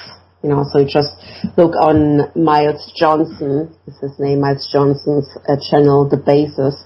And he definitely, because he's always doing some updates there, and he will let us know where it's available. Well, we can check it out, because I know people have asked us that when our talk was going to be put up, so I didn't know whether he's going to put it up on YouTube or DVD, but I'm sure he'll get around to it. He's obviously working on it at the moment. But let's talk about you, Katherina, and your background. Now, one of the things that you said you do is regression hypnotherapy. And funny enough, we do have a guest on next week who's going to be talking about that subject matter. And as you said, you've heard of this lady. When the regression hypnotherapy that you've done, and this is a question I'm going to be asking this lady next week as well, and I'm just out of curiosity, the fact that you're doing it as well, what's the common denominator? What's the generic thing that you come across with people that they say? Because I know that I've looked into the couple of books by a PhD over in America, Journey of Souls and Destiny of Souls. I've mentioned them before on the show. And Michael Newton. Michael Newton, yeah. And he tapped into what was called the superconscious. And there was obviously all the people he's regressed. There seems to be certain generic things and common traits with when people are regressed. Is there anything that you've come across from, an out-of-body experience, or something that you think is quite common with a lot of people and things they say? Yes, my findings are similar to Michael Newton's finding. There are two ways. Let's say that the focus of Michael Newton works. It's called life between lives. I just try to explain it a little bit so it's better to understand. Michael Newton did regress people to the moment before they came into their current life. So it means it's the question, what happens when we die? Where do we go? And why are we born in a certain country, in a certain family, and why certain things happen in our lives? So this is the question actually he covers with his type of regression, and I'm trained as well to do life between life regressions. No, I actually came to the whole thing of regression because I actually was never interested in hypnotherapy, but a very good friend of mine, she's a healer, and many years back she gave me the books by Michael Newton because I was always wondering what happens. I had always the question, what happens actually when we die? Is it all over? What's going on? And I was reading his books and was so interested that I decided that's what I'm going to do with people. At the time, I was still working in a company, in investment banking in a German bank, totally different. But I was reading the books and said, this is what I want to do with people. It was very clear. So I did what I had to do in order to become a practitioner in that field. I studied hypnotherapy first, then I studied regression therapy, and then at the end as the whole training of hypnotherapy, the life between life sessions. And the way it works, so if someone comes to a session, so that's the difference between regression therapy, so you have regression therapy, and what you can do, you can help people to remember memories which happened in their current life or in past lives. Now, I give you an example to make it better, or to make it more understandable. A person can come and maybe just experience a recent breakup. Yeah, it was a breakup. It's very, very difficult, and it seems like the person cannot get over it. It's so heartbroken about it. Now, the person might come to me for a regression to see, it's so difficult, and I don't know how to overcome that pain. So what I do in that case is, okay, let's go into that pain. Let's feel the pain, and then let's see where it's actually originated. Because very often, if there are situations in our life where we seem to have such difficulties to overcome, or where we overcome a situation, or where we have such a hard time because we are emotional, so actually affected by it, very, very often, in many cases, it didn't start in this life. So the person might come, and I bring them in hypnosis, or hypnosis means you're going in a state of trance. And what I do in this state, we are in full contact with the subconscious. Now, the subconscious of a person is the part who holds all information from this life, from birth, pre-birth, and any lifetimes we ever lived. So the person comes in there and maybe connects with the feeling of being heartbroken because of the breakup. And then I bring the person in trance, and I ask the person, I just give the command, go back to the moment when you, for the first time ever, experienced that pain. And the person just finds themselves very often in another life, in a past life. And the way it happened, it's like, to describe it, you don't know the full story at the beginning. The person just might say, I find myself in a house, but it looks very old-fashioned and everyone is dressed differently. Like 200 years back. And then what I ask the person is, I always ask open questions. I ask, tell me more about it. And they say, I feel, maybe the person feels, you don't see it necessarily. It's very important because people very often think they have to see everything. You don't. You might feel a lot of things which happened in your past life. And the person says, I feel there's a man there, and I feel it's my husband. And then we're going to find out the whole story, what happens. Now, once the person has the whole story, we make a connection to the current life, and it always fits. This is also to my surprise, it always fits. Yeah. So I just had today, and maybe for some of the listener outside, it might be encouraging. I had like a client here, a woman, and she feels she doesn't have a purpose in life. She's very down. She's depressed. She went to a divorce. She has difficulties with one of her children. They don't want to talk to her. So she feels there's no point to live, actually. Yeah, and she feels she was always trying hard, but never succeeded in a way. It's just getting by, also financially. And she said, actually, you know what? I can also go. There's no point for me to live here any longer. And I said, let's see, let's go into a past life, and let's see if we find anything, which will help you to understand what happens, why your life is the way it is. So she went back into a past life, and what she experienced there was she was taken away from a family, and it was a life in China, in old China, and she was a concubine there to the royal palace, and she didn't feel she had a purpose.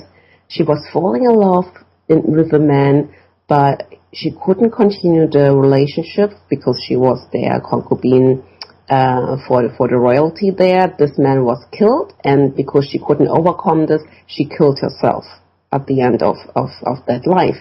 Now, what she found, what the similarity was to her current life, that she found also she was heartbroken. Actually, she didn't want to live anymore. So she kind of understood Yeah, and this is kind of what happens. This is just to give you an example that very often in your current life, if you have tough relationships with people which are very, very challenging for you, you usually pick up the relationship where you left it the last time. And this is the past life regression. So I use very often the past life regression, not only for curiosity, because there's much more to it. It's more to help you to understand certain events which happen in your life. And what I figured out, once the person has the awareness, you come out of the idea you are punished or you are a victim or life is bad about you. You understand you have the full ownership about your life. Tell me something. Again, out of interest, after reading the books as well, you get people that will suffer. I have a family member now, and this individual suffers majorly from migraine headaches. And I know that reading the books, that where people have been regressed and they go back in a past life, and it's something like they were, stabbed in the eye with a spear or something. And when that's actually removed, when they come back out of the regression, that they don't suffer from that pain anymore. Have you come across anything like that? 100%, very, very often. Now, what it is, if a person comes with a physical pain, unexplainable physical pain, to this pain, we have two options there. If the pain is caused by one incident, maybe in a past life, then you find that past life and you remove it, or let's see, you heal it, the symptom is gone, it's not there anymore, 100% gone. But it could be that the reason for the physical pain the person experienced in the current life could have different origins. It could be maybe because of traumatic events in current life. It could be because of past life traumas. It could be because of, also I do this as well, ancestral entanglements. I do ancestral healing as well. Or, this is another subject which I spoke last week at a conference, sometimes people have spirit attachments there. And it could be also a reason why people experience physical problems. So you have to cover everything. But if the reason for the physical pain is related to one of the past life, you go there and you solve the problem 100%, the symptom, it's gone. It's not there, it's not coming back. I saw this many times. It's done. And I think done. I think that's a great idea, but unfortunately convincing the individual to do this, because that could be what it is another thing, because again we talk about the waking up process. Now, the great thing about your background and the fact that you're open-minded is that people who want to get this done, they don't have to fear. If they went to a bog standard regression hypnotherapist and he started talking about things about the New World Order and UFOs and aliens and all that and negative energies, maybe a bog standard regression hypnotherapist wouldn't kind of understand it because it wasn't part of their training. But the fact that you are aware of all of this, you will be able to, I assume, obviously deal with that much better than a bog standard regression hypnotherapist. It's like life was just pushing me into this direction. I got clients with some very interesting stories, like UFO abduction. That is how I came across. And also, I said it in the conference, I'm aware of energies. I can see energies. And when I started my practice, and I wasn't trained into this because, people train you in a certain way and based on their awareness, actually. So a person was lying down there and I did the regression and I saw like they had energetic implants in their body. And I thought, oops, what's this? What has the person in the body? So I started to do research. I had to, because I was confronted with this. And then also like someone else comes to me and thinks, what? It sounds crazy, but I feel, I have a spirit with me. So what to do? I mean, I cannot say, goodbye, just find someone else. No, I'm not that type of person. So you look into the subject. Yeah, this is actually life was pushing me all the time to learn, to study, and to be open-minded. And I know that there's so many things possible. And interesting wise, people usually don't talk about these things in the public, but if they come to the session, they very often start session and say, you know what, I'm going to share something with you. I never ever talked about it with anyone else. Yeah. Because they say, you know, they feel not judged by me. I really just listen, you know, whatever they have to say, you know, because I know it's the person's experience. There's no need to judge anyone. Now, do you video, if the person says, will you video the therapy and what you're doing, so have a record of it, is that something that you can do? I do record a session, but it's like over an audio recording. I don't video the session. Okay. I know other I'm doing this, but I have like a digital recorder, especially for past life, and people can listen to it after the session, yes. But to make it very, very clear, because there's very often a misunderstanding. When you are hypnotized, when you are in trance, you are actually fully alert. You're not gone, you're not asleep, you're not someone else, and I wake you up after the session and tell you what happened. That's not the case. What we do work with your subconscious mind, and we need the person to be awake and alert, otherwise you don't know what's going on. Yeah? So the subconscious communicates with the conscious mind of the person. But in trance, you know, we are all programmed. We know this, you know. You're born, you get a name, then you get like the belief system from your parents, then you get the belief system from school, and so on. So when you are an adult, you know, you have a certain understanding about yourself. But it doesn't mean that this understanding is true. And what I like with the hypnotherapy, with regression therapy, we're going to detach a little bit from our reality, what we think who we are, this little person who's such and such, at this problem and this problem. What we're going to do there is we're going to step into a much, much more greater awareness. Because I'm telling you also that for all people who are sick, of course, it's not like this that I can heal everyone. You know, this is not the case. It's also not a miracle tool, but everyone has the ability to heal itself. Once you tap in this greater awareness, you will be amazed what knowledge comes out. Yeah. Once we can go over the limitation of this thinking, this programming, which we took on from our parents and the parents before, you know, this is fascinating. So coming just to come back, because at the beginning you asked about the books by Michael Newton, Life Between Life. So what he's doing, just to explain as well, to give you an idea. One thing is to do past life regressions. Michael Newton's work is like he brings a person into a past life, but very short. And his whole focus is to bring him to the point of the death. Means not we, because we don't die, but when the physical body dies. So he brings the person to the moment when he dies in the past life. And from there, it is where his work starts. Then he's that's why he calls this journey of the soul. He's tracing back and asks the person to tell him as much as what they can remember, what happens after dropping the physical body. And here it comes. People from all over the society, and I had the same, they're telling you they feel, I have to say, 90.9%, and I don't say it to people before, people telling me when I bring them to the death experience, from a previous lifetime, they're always say the same. They feel relieved, they feel good, they are free, you know, they are much more happier. So I hear this over and over again.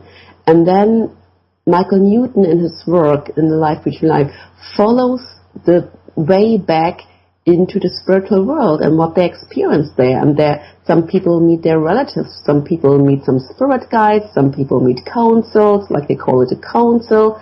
And from there, you can bring a person to the moment before you come into your current life. And this can give you a great deal of insight, because sometimes, you know, we all know we might incarnated in a difficult family, or, you know, where you're not getting along. And, you know, if I tell you, you did choose it before.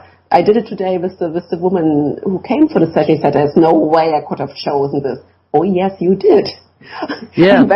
and when you remember, it will help you, because as a soul, we have a totally different awareness, because we know we don't die. You know, it's just a moment. You know what? We ask that question all the time. Well, I do anyway. I don't believe I signed a contract for this life.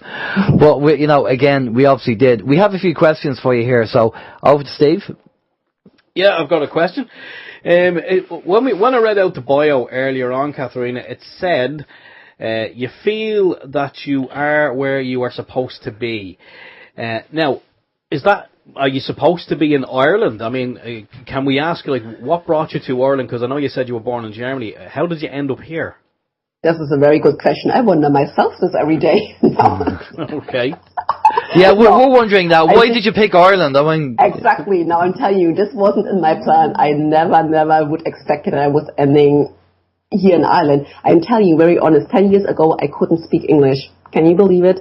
If you had met me in Germany 10 years ago and said, you're going to sit here, you're going to do therapy with people, healing work, and you're going to do everything in English, I would say, I don't know what you were drinking, but you're definitely not, it's not about me. Now, what brought me here, as I said, I worked in the bank, in investment banking, and I already started to open up and become aware how the bank system is working. I just started to read about it, to do research, and then I also became sick. And I went on my own healing journey, and I came across Reiki and other healing methods. And I already felt that I actually would like to work differently and would like to help people. I didn't know how at the time. And I have a younger sister, and she was living in Dublin at the time because she got a job offer here, and she said, why are you not coming over here and learn a bit English? Because I decided at the point I would like to leave the bank because it didn't fulfill me any longer. So I did, and I just said, I'm just going to be for a few months over in Dublin. Brilliant. No, and this is now 9 years ago. Wow. And I really have to say, I was guided. One step, I didn't know at the beginning, but it's not only me, it's in every person's life. They show you the steps. One step, then the next, then the next, then the next.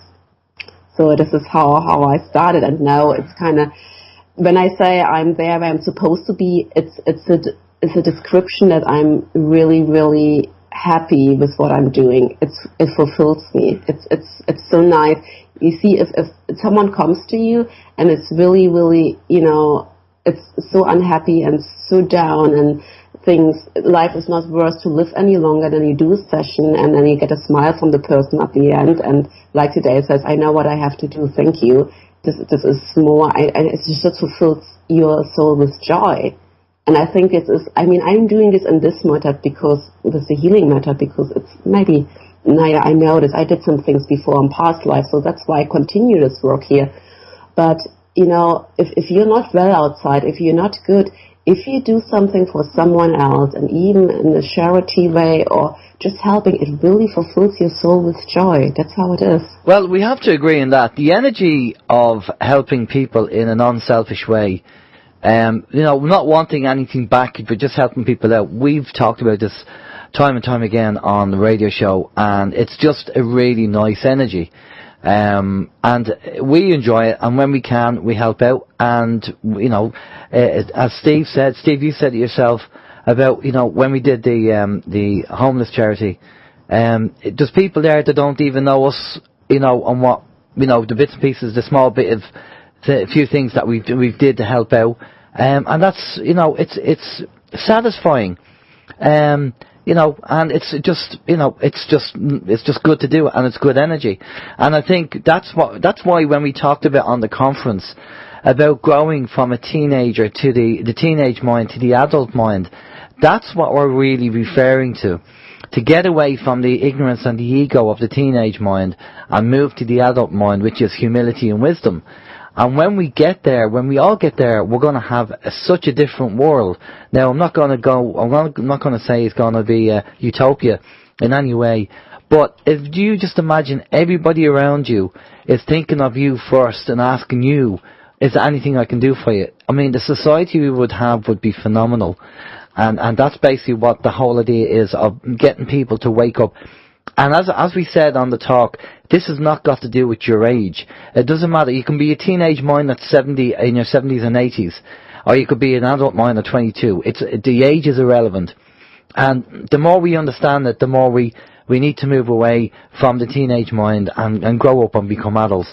But with Katherina, again, a big thank you for coming on. I'm sorry it's only a short interview, but great. Thanks for coming on and giving us a heads up Thank you so much. On the Basis Conference and what you do and your regressional therapy. And I'm going to pass you over to Steve, and Steve's going to get all your details where people can find you and if they want to get that done. Is there any more questions for Katherina there before you? No more questions. I was going to just mention about Katherina's website that there's a lot of information, a lot of great information on there.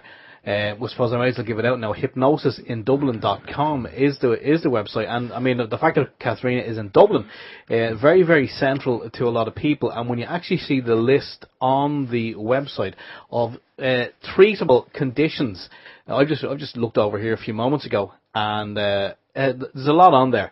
A lot of help out there for people who need it. And yeah, Katherina, you may give the website a plug, or if you have a YouTube channel or any other means where people can find out more about you, we'd love to know. Is poverty on the list there? Poverty? Let me see. No. Poor self-image and sexual problems. No. Well, she used to work for an investment bank. She can give us the codes to the safe. Exactly. That's it. Oh, I had to pick something that wasn't on the list. Oh no, I just put that in for a bit of fun. Sorry, go ahead. If there's anything else you want to add... Over to you, Katherina. Yeah. Yes, I'm here, yeah. Yeah, the website is good. You can find everything about me on my website, as you say, hypnosisindublin.com. Hypnosis in Dublin, it's like in one word, so to speak. And there's my phone number. You can ring me or send me a text message or email me. And then, everyone is very welcome to come for a session. It's not always easy, so everyone has struggled one moment in its life. But I know from my own experience, don't ever give up. Really, there is some help out there. Yeah, it's not necessarily to me, but if you really have the intent, and I know it's a little bit off now, but I use prayers. I like to pray. I didn't grow up like in a Catholic way, and I really grew up in a scientific family without any religion, to be honest. But so when I pray, it's very open actually to the divine God source, and if you're in very big difficulties, whatever it is, emotional, financially, relationship, at work, it doesn't matter. Help is coming. It does. It really works. So, and sometimes it needs a bit more help, especially because I'm specialized also in working with traumatic events, either, as I said, current life or also past lives, because they have a strong influence on our behavior. Definitely. And sometimes it just needs someone on your side, because sometimes the events, for example, I have many people with sexual abuse, or have people that have been abused by priests, so I have this as well. And it's so frightening for the person to be confronted with deception. You just need someone on your side. Brilliant. So don't be shy or think, I have to do it on my own. You don't have to. No. You always can ask for help. Great stuff. Well, that's brilliant, Katherina. Thanks a lot, and fair play for all the work that you're doing and the people you're supporting and helping there. And again, great work at the Basis Conference. Fantastic. Just stay with us there for a minute. We're just going to go off to a musical break, and we'll be back after this. This is Open Your Mind Radio on OYMradio.com and peoplesinternetradio.com. Yes, Katherina Kavungu, all about treatable diseases and ailments and conditions. I've actually closed the website. Hypnosisindublin.com is the website there, and do have a look at it. Don't take my word for it, but do have a look at it. There's a lot of great information on there, and a lot of conditions. I might just book a session myself, because I wonder, like, in a past life, was I ever rich? Did I ever have money? I don't know. It'd be worthwhile to find out. Now, we just happened to say there during the musical break, the one thing we didn't talk about, and we should talk about again down the line, is entity attachment, because that seems to be very common. Now, next week, funny enough, it rolls into what I was going to say for next week. Next week, the lady we have on, funny enough, is a lady called Alba Weinman. And Alba Weinman is a regression hypnotherapist. And if you go on YouTube and type in Alba Weinman, which is ALBAWEINMANN, she actually has the people that she regresses on video talking about where they are, and they talk about entity attachments and past lives and stuff like that. So if you type that in on YouTube, you'll see Alma doing regression hypnotherapy with people and all the things they're saying, which is very interesting. So when I seen that, I thought, we have to have this lady on the show. So I contacted Alba, and she's booked up to the hilt. You know, she's so busy with doing with people, and I think she's planning to come up to Ireland sometime, but maybe next year, I think. So we'll talk to her next week, but that's going to be interesting next week. Again, we'll try and find out what the common denominator is, because a lot of people will say certain things that they come across on a regular basis, and it's good when you get a cross-section of people saying it as well. Now, the other thing as well is, I know we were supposed to have the judge on tonight, and we mentioned it last week. We said we might or might not have him on.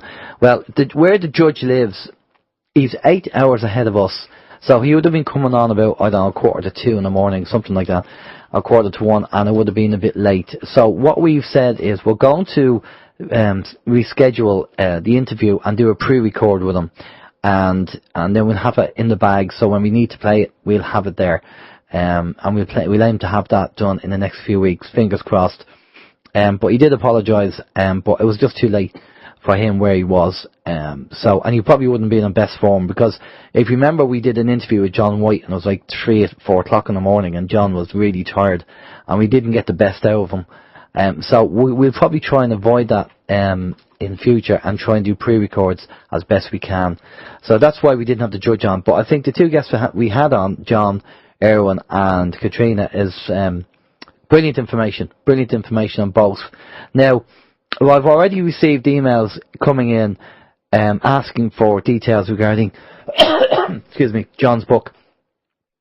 So when the show is finished and we do our bits and pieces, we will send you over John's email link and everything else, and then you can work with John on getting the book ordered. As I say, I thoroughly enjoyed reading the book, knowing it was kind of based on the true story, and John's background is very interesting, and he'll sign it for you. If you ask him to sign the book, he'll sign it as well. There you go. You can't ask for better than that. Steve? You might even stick a $5 in. I don't if think you ask him nicely, you never know. Yeah, I don't think that will happen. So that's really it. As I say, if you have any news as usual, send it over to us, YouTube and stuff like that, and we try and filter out information and go through what we think is good, and we talk about it. There's a lot, as we mentioned earlier, there's a lot of doom and gloom stuff out there, and it's been floating around the internet, loads of clickbait stuff. So, you know, you have to kind of, they bury the truth in a barrel full of lies, and basically that's John's quote. So what we need to do is just kind of plough through loads and loads of YouTube videos to get some kind of information that is quite relevant and quite interesting. Again, we mentioned the smart meters, that they're going to roll them out in Ireland. So again, I can see another fight in our hands, Steve, I think, with the smart meters. Yeah, well, I suppose, I mean, the only thing about the smart meters is we've been down this road already with the water meters. There's a lot of people out there willing to stand up and be counted, and plus, if they're talking about kind of getting this ball rolling at 2 years' time, well, 2019, I suppose it's a year and a couple of months. We've got time to prepare. We've got time to get the information and gather the information and send it out to those people who need it. Yeah. Yeah. You know? So what we're going to do is, the aim of the plan is we are trying to get a lady on who's well known regarding smart meters, and we're going to try and get it on, fingers crossed, with the help of a lady that we know. And we're going to try and get her on to talk about the smart meters, and again, just a refresher on smart meters. Now, we did a show a few years ago, Stop the Smart Meters. Actually still have the flyer, the leaflet on the wall here in the studio, and but that was about 4 years ago, would you believe, when we did that interview? 4 years yeah, ago. Where 4 is years. the time It's just flown. It's just, I can't believe. I look back at video of on YouTube when we're looking for something, and you see a certain interview and you go, God, I cannot believe that was 3 or 4 years ago. Only feels like it was last year. So I don't know where the time is going, but it's flying by. I don't know, you know, unbelievable. But anyway, so that's the story for next week. Anyway, so we have Alba Wyman on. Check her out there. So for myself, anyway, I'm going to say goodbye. For myself and James, take it easy. Watch out on YouTube for Miles's show, Miles's YouTube channel. He might have our talk on there. And we did what we did, Steve, didn't we, with the talk? We did what we did. I mean, at the end, as you said, and it's true, what we know now to be true could change in a year, in a couple of months' time. It could change tomorrow. Yeah. And I know that the presentation is going to change a little bit for next year for the Open Minds Conference. Do you want to give a quick plug for that? I've no nothing printed out. You have nothing printed out. Okay, so we're going to say the Open Minds Conference 2 is going to be on the 2nd to the 4th of March 2018. It's going to be 3 days of truth, knowledge and awareness. You can actually go to openmindsconference.com and you can get all the information there. You can see how to book your tickets and your overnight accommodation if required. It's going to be in Dooley's Hotel in Waterford. It's going to be covering the likes of history, law, banking, natural health, empowering change, exposing corruption, mind control, expanding consciousness, yoga, meditation, shamanic drumming, and most importantly, the waking up process. There's a shameless plug for us. Brilliant stuff. Yes. So it's good night from me. It's good night from him. The two helpless, the two Ronnies. Right, okay, I just want to say one last, a very good night to a young man who's listening this evening. I've been asked to say good night to him. So, James, good night. Good night, son. And, yeah, that's my little lad. He's listening in. So, good night to you. It's just a minute to go. Actually, it's a couple of seconds to go. We're going to hand over now to Vin on People's Internet Radio. We're going to be here next week on the same bat time, same bat channel. And good evening. Chris, if you're listening to the podcast, we missed you in the chat room there for your witty comments, and I hope you had a nice evening. We'll do it all again next week. Until then, take care. Bye-bye.